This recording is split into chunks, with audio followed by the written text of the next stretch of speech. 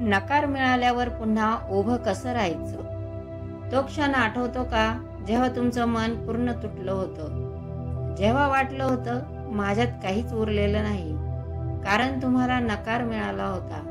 कुणाकडून तरी, कोणाकडून तरी. कदाचित एखादं स्वप्न, एखादं प्रेम, एखादी संधी किंवा एखादी जबाबदारी. नकार एक शब्द, पण तो किती खोल घाव देतो ना. नकार म्हणजे अपयश नव्हे, तो एक सिग्नल असतो. नकार मिळाला म्हणजे आपलं अस्तित्वच वाईट आहे असं वाटतं, पण तसं नाही. नकार हा तुमच्या क्षमतेचं मूल्यांकन नाही, तो त्या क्षणाचा परिणाम असतो. कधी कधी वेळ चुकीचा असतो, कधी समोरची व्यक्ती आपल्याला समजत नाही, कधी आपणही 100% तयार नसतो. पण त्यातून शिकायची तयारी असेल तर प्रत्येक नकार पुढचं पाऊल ठरतो. इतिहास काय सांगतो? तुम्ही कोणताही यशस्वी माणूस घ्या, त्याला कधी ना कधी कुठून तरी नकार मिळालाच असतो. अमिताभ बच्चन आवाज भारी आहे म्हणून ऑडिशनला नाकारला गेला. मायकेल जॉर्डन कॉलेज बास्केटबॉल टीममधून वगळला गेला. JK रावलिंग हॅरी पॉटर 12 वेळा नाकारलं गेलं, पण त्यांनी नकार स्वीकारला नाही.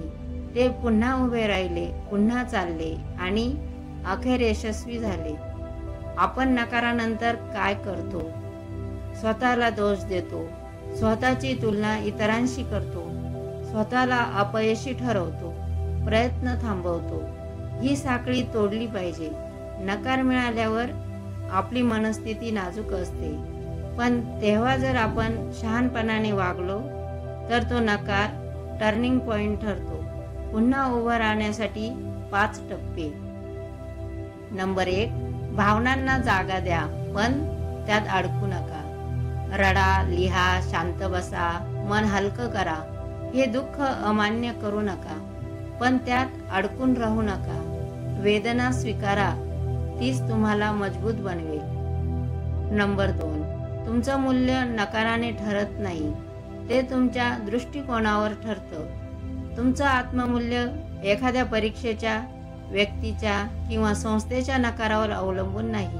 स्वतःला जेवढं अधिक समजाल तेवढं दुःख कमी होईल. नंबर 3, काय चुकलं हे प्रामाणिकपणे विचारा. कधी कधी नकार हा शिकवण असतो. मी अजून तयार नव्हतो का? मी योग्य तयारी केली होती का? मला अजून काय सुधारायला हवं? ही उत्तरं तुम्हाला पुढचं यश द्यायला मदत करतात. नंबर 4, लक्ष पुन्हा उद्दिष्टांवर केंद्रित करा.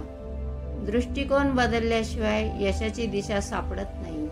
एकदा नकार मिळाला तरी तुमचं ध्येय तेच आहे का? नसेल तर तुमचा रस्ता बदला, पण चालणं थांबवू नका. नंबर 5, नकाराला प्रेरणेत बदला आणि इतिहास घडवा. नकार तुमचं इंधन व्हावं. माझ्यावर विश्वास ठेवला नाही, ठीक आहे, मी असा काही करून दाखवीन की लोक विसरूच शकणार नाहीत. एक सोपा पण शक्तिशाली मंत्र, हेही निघून जाईल. हे दुःख, ही निराशा, हा राग, हे सगळं वेळेने बरं होतं, पण त्यासाठी तुम्ही चालणं थांबवता कामा नये. जगात कित्येक लोक नकारानंतर थांबले आणि त्यांचं नाव कोणीच घेत नाही, पण ज्यांनी नकारानंतर चालणं थांबवलं नाही त्यांचं नाव इतिहासात लिहिलं गेलं. तुम्हालाही नकार मिळाला असेल, कदाचित खूप वेळा, कदाचित आजच मिळाला असेल, पण त्यावर तुमचं यश थांबत नाही. ते सुरू होतं तिथून. पुन्हा उभं राहा, पुन्हा चालायला लागा, कारण तुमचं उत्तर हो असेल, थोड्या वेळाने, पण नक्कीच.